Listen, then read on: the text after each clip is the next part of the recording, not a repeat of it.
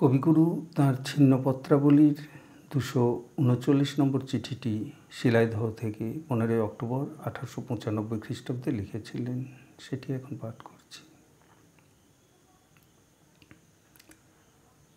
রৌদ্র ঝাঁ ঝাঁ করছে, জল ঝিকমিক করছে, একটু একটু শীতের বাতাস দিচ্ছে, নদীর জল আয়নার মতো স্থির।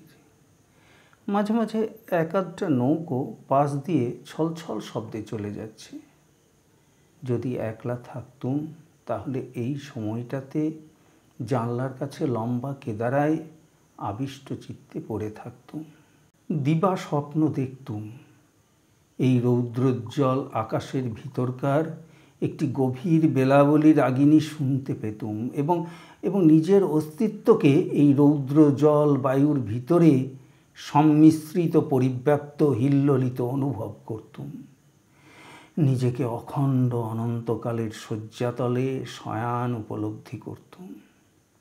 সমস্ত পৃথিবী জুড়ে তৃণগুল্ম তরুলতা পশুপক্ষী রূপে যে জীবনরাশি উচ্ছ্বসিত হচ্ছে, নিজেকে সেই কলধ্বনি মুখরিত চিরনির্ঝরের মধ্যে প্রবাহিত বোধ করতুম।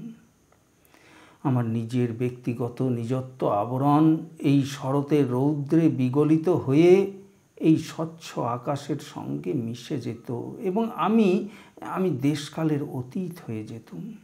কিন্তু এখন এই অবস্থায় ঠিক সেই আত্মবিস্মৃত ভাবের মধ্যে নিমগ্ন হওয়া শক্ত। আমি যে আমি, অর্থাৎ অমুকের বাপ, অমুকের স্বামী, অমুকের বন্ধু, শ্রীযুক্ত অমুক, সে সম্বন্ধে বিচিত্র প্রমাণ চতুর্দিকেই বর্তমান। কলকাতা, 16 অক্টোবর 1895।